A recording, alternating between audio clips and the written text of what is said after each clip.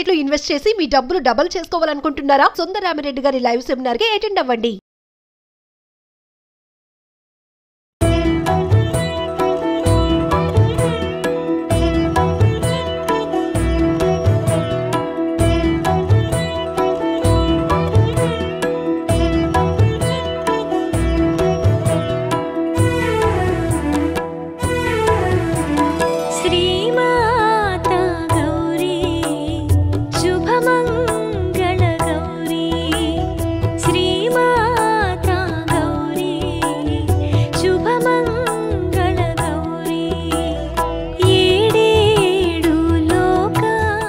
నమస్తే రమగారు. నమస్తే జయ. రమగారు, మనము దసరా శరన్నవరాత్రులు చేస్తూ ఉన్నాము. 5వ రోజులో ఉన్నాం. ఈ రోజు యొక్క విశిష్టత 5వ రోజులోకి వచ్చేసాం.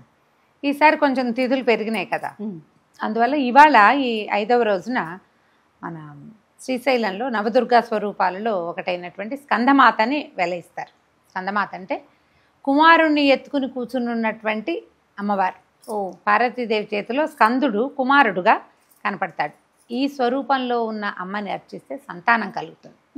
సంతానానికి పిల్లలకి కొంతమందికి బాలారిష్టాలు కనపడతాయి. పిల్లలు ఊరికే పడిపోతారు, తరచూ ఏదైనా ప్రమాదాలకి గురవుతారు, ఎప్పుడు ఏదో కింకగా దుఃఖంగా ఉంటారు. అలాంటి పిల్లలతోటి ఇబ్బంది పడే తల్లులు కనుక ఈ స్కందమాతని అర్చిస్తే ఆ సమస్య తీరుతుంది.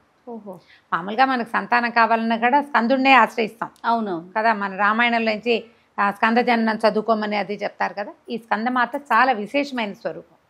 అమ్మవారు చక్కగా పిల్లవాడిని ఎత్తుకుని కూర్చుని ఉంటుంది. ఆయుధాలు లేకుండా పద్మాలు పట్టుకుని ఉంటుంది. పై చేతులను పద్మాలే ఉంటాయి, పిల్లవాడిని ఎత్తుకుంటుంది. ఈ చేతిలో ఏమో అభయముద్ర విశేషంగా కనపడుతుంది. అయితే ఈ రోజున మనకి ఇంద్రకీలాద్రి మీద కనకదుర్గ అమ్మవారి దేవాలయంలో మహాలక్ష్మి స్వరూపాన్ని వేస్తారు.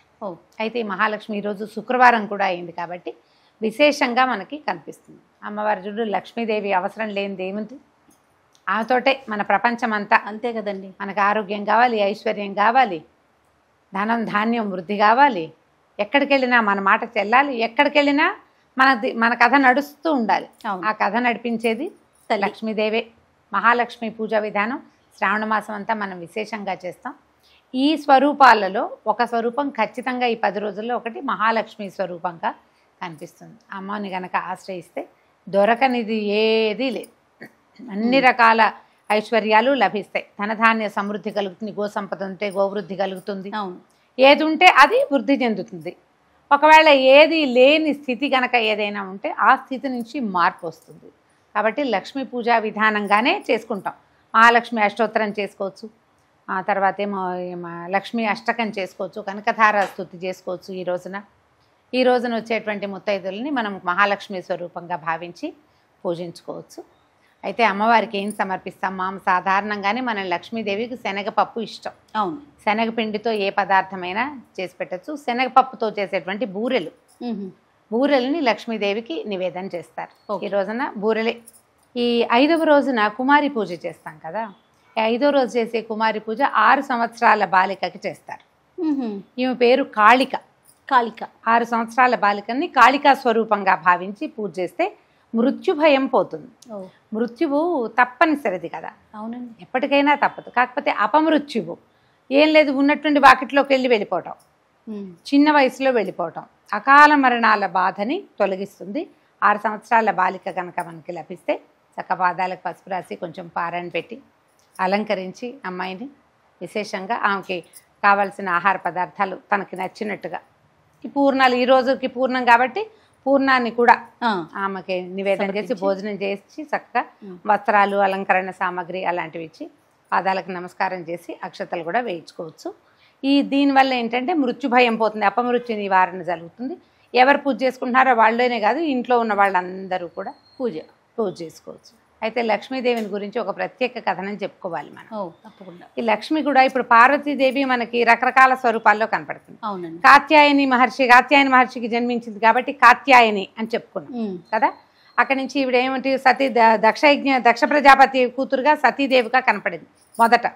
తర్వాత పర్వతరాజ పుత్రికగా, హిమవత పర్వత పుత్రికగా, హిమజగా, శైలపుత్రిగా మనకి దర్శనమిస్తుంది అమ్మవారు. లక్ష్మీదేవి కూడా అట్లా వివిధ రకాల జన్మలు కలిగి ఉన్నదన్నమాట. భృగు వంశంలో జన్మించింది కాబట్టి భార్గవి అంటారు. క్షీరసముద్రంలో నుంచి పుట్టుకొచ్చింది కాబట్టి ఆవిడని క్షీరసముద్ర రాజకన్యక, క్షీరాబ్ధి కన్యక అని చెప్తారు. ఎప్పుడూ ఆమె విష్ణుమూర్తి భార్యగా ఉండటమే కాకుండా ఆయన వక్షస్థలంలో కొలువై ఉన్నట్టుగా మనకు కనపడుతుంది. వక్షస్థల లక్ష్మికి ప్రత్యేకమైన వ్యూహలక్ష్మి విధానం అని ఆ మంత్రాన్ని గనక చేస్తే, అనుసంధానం చేస్తే అమ్మవారి యొక్క కరుణ లభిస్తుంది, అయ్యవారి కరుణ కూడా విష్ణు సాయుధ్యం లభిస్తుందని విశేషంగా చెప్తారు. అయితే ఈ వ్యూహలక్ష్మి మనం వెంకటేశ్వర స్వామి వారిని అర్చించేటప్పుడు మనకు కనపడుతుంది, వక్షస్థల లక్ష్మీదేవి కనిపిస్తుంది కదా, అక్కడ కూడా ఈ వ్యూహలక్ష్మి మంత్రం విశేషంగా చెప్తారు. ఈ లక్ష్మీ సాధన ఎన్నో రకాలైన మంత్రాలుగా వ్యూహలక్ష్మికి ప్రత్యేకమైన మంత్రం రోజువారీ చేసుకోవటం. అయితే ఇది ఎక్కడ మొదలెట్టామో అక్కడే పూర్తి చేయాలి, అలాంటి నియమాలు కూడా కొన్ని కనిపిస్తాయి. చక్కగా లక్ష్మీ అష్టోత్తరం ఎంత సులువైనదో.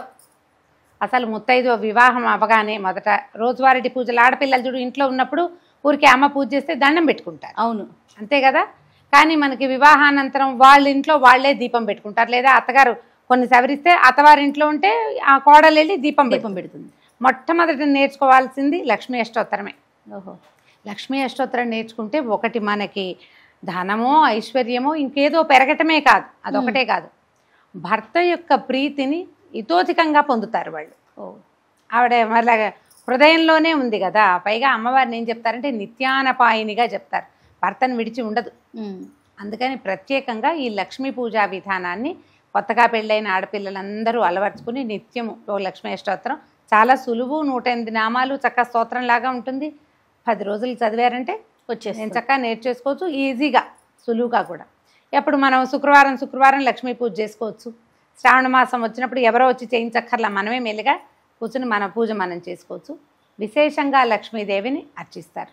అయితే ఈ రోజున అమ్మవారికి గులాబీ రంగు వస్త్రం సమర్పణ చేస్తాం. ముదురు గులాబీ రంగు, లేత గులాబీ రంగు ఏదైనా సరే. గులాబీ రంగు అంటే పింక్ కలరు అదే వస్త్రాలు సమర్పిస్తాము. తర్వాత ఏమో పింక్ కలర్ ఆభరణాలు అంటే గాజులు లాంటివి ఏమైనా సమర్పిస్తే పింక్ కలర్వి ఇదే ఈ గులాబీ రంగు ఆభరణాలని అమ్మవారికి సమర్పించవచ్చు. మన ఇంటికి వచ్చిన ముత్తైదులకు కూడా బొట్టు కటక పెట్టడం, పాదాలకు పసుపు రాయటం లక్ష్మీ స్వరూపంగా భావించి విశేషంగా అమ్మవారిని ఈ రకంగా సేవించుకోవచ్చు.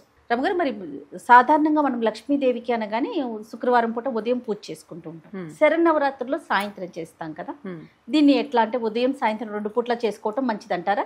ఇప్పుడు ఎప్పుడైనా శరన్నవరాత్రుల్లో 2 పూట్ల విధానం చేసే వాళ్ళు ఉంటారు. కేవలము రాత్రుళ్లే పూజించే విధానం కొన్ని ప్రాంతాల వారి ఆచారంగా కనపడుతుంది. మేము ఉదయం సాయంకాలం 2 సమయాల్లోనూ చేస్తాం. మీరు దేవాలయాల్లో గమనించండి, ఉదయం విధానం సాయంకాలము విధానం ఉంటుంది.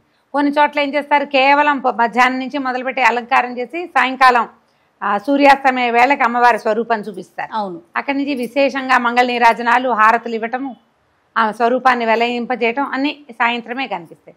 మన విధానాన్ని బట్టి మామూలుగా శుక్రవారం లక్ష్మీదేవి పూజ ఏమిటి, పొద్దుటి పూట చేసుకుంటాం.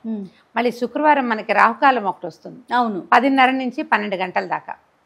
ఈ రాహుకాలం మొదలయ్యేసరిగా దీపం వెలిగించి రాహుకాలం అయ్యేదాకా దీపారాధన ఉంచుకుంటే విశేషంగా లక్ష్మీ పూజ కుదురుతుంది. ఇప్పుడు మన లక్ష్మీ పూజ సాయంకాలం చేసేది ఒకటి కనపడుతుంది. ఎప్పుడు చేస్తాం మనం? అమావాస్య, దీపావళి అమావాస్యకి రాత్రి పూట చేసుకుంటాం.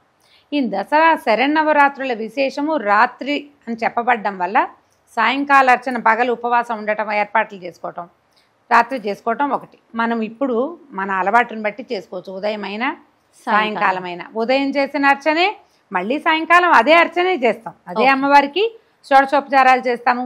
మామూలు రోజుల్లో ఏ అమ్మవారికి ఆ అమ్మవారికి విశేషమైన ఆరాధన చేసినా కూడా శ్రీ సూక్త విధానంతో చేసే పద్ధతి ఒకటి ఉంటుంది. సులువే, కష్టమేం కాదు. అలవాటైతే వరుస వచ్చేస్తుంది, షోడశోపచారాలు ఆ వరుసగా వస్తాయి. శ్రీ సూక్త విధానంతో అమ్మవారిని అర్చించుకుంటేనే చాలా విశేషంగా చెప్పబడుతుంది. ఉదయం చేసుకున్నా సాయంత్రం చేసుకున్నా మీ వెసులుబాటును బట్టి చేసుకోండి. 2 పూట్ల చేసుకోండి, అధికస్య అధికం ఫలం. నమస్తే. నమస్తే.